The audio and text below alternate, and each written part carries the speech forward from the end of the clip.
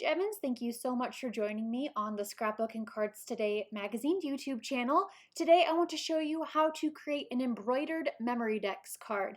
I love adding hand stitching details to my projects, so I've grabbed 3 flower die cuts from my Bungalow Lane collection with American Crafts. They are about 3 inches in diameter. I've grabbed a piercing tool and I'm poking a hole through the designs that are pre-printed on these floral die cuts. So adding a hole through every one of these little seed type designs in the center, and then there are these lines going around the center, so I'm poking a hole at the top and bottom of every line, and then there are 3 layers of petals, so I'm piercing a hole about every 1/4 inch around these white petals, and then doing the same around the lighter pink petals. And I'm not going to add any embroidery details around the outer edge. I think it's just too close to the edge, so you want to be mindful of that when you're piercing if it's going to be too close to the edge.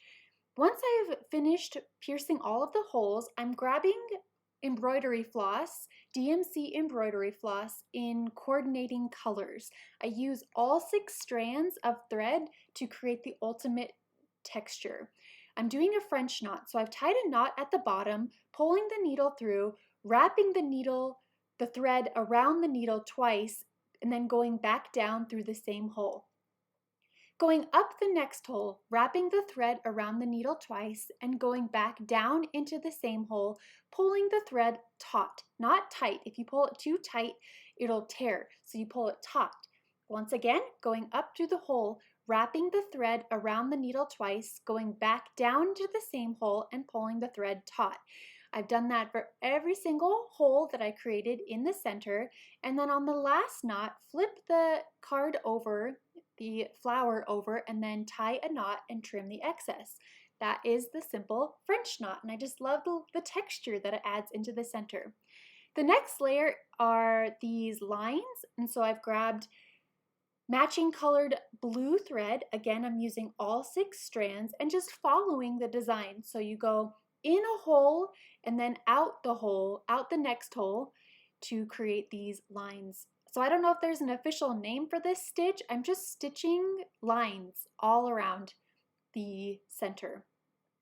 The next stitch I want to create is a basic back stitch. So I'm going up through this first hole.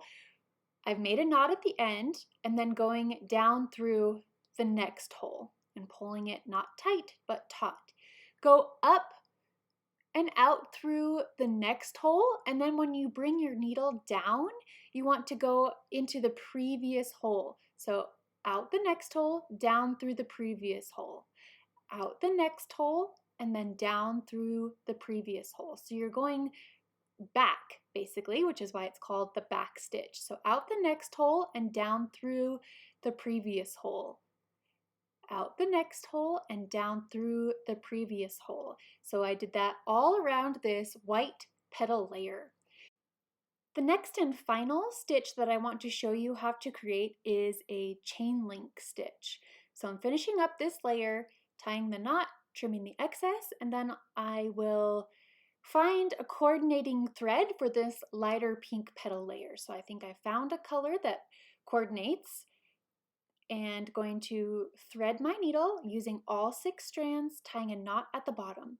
Now, for this first loop, you want to go up through a hole and then down through the previous hole and pull it taut. Go up through that same first hole and down through the previous hole. And this just creates kind of that link stitch, since I can't do a link on the very first stitch.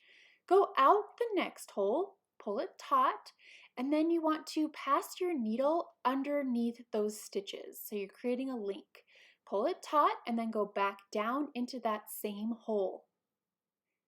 Pull it taut, go up through the next hole, pull it taut, pass your needle underneath those previous stitches, pull it taut, and go back down into that same hole. So that creates your basic chain link. So up through the next hole, pass your needle down, or pass your needle under those previous stitches and go back down through the same hole. So when you're going around a shape like this where there's a lot of tight corners, you want to just not pull your thread as tight, keep it loose so that it mimics the curves and the angles of this shape of the petals. So here we go, I'm finishing up the chain link stitch. I think it took about an hour to 2 hours to embroider all 3 flowers. And then once I finished doing the embroidery, I wanted to turn this into a MemoryDex card. So here's all 3 embroidered flowers. I just really love the texture and dimension and homespun look that embroidery and hand stitching adds.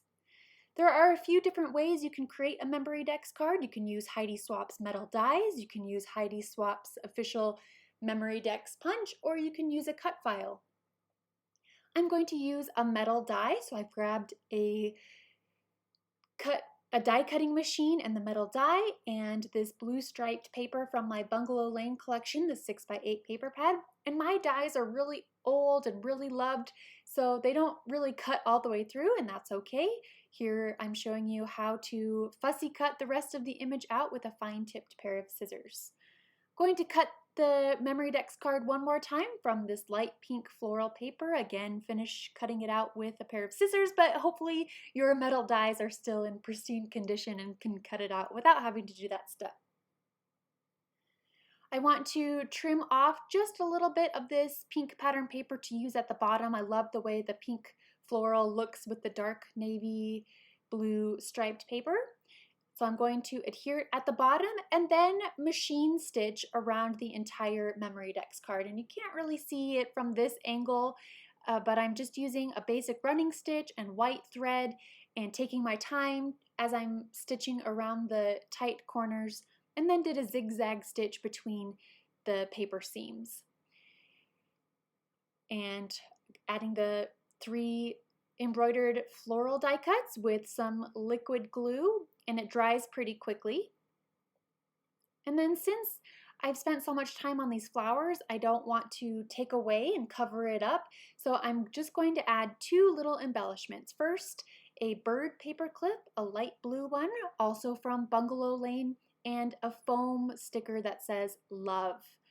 Adding it right there, and that, my friends, is the finished card. So I'm going to go ahead and add it into my MemoryDex, and that is the finished card. Let me know if you have any questions and I will get back to you. Thank you so much. Have a great day.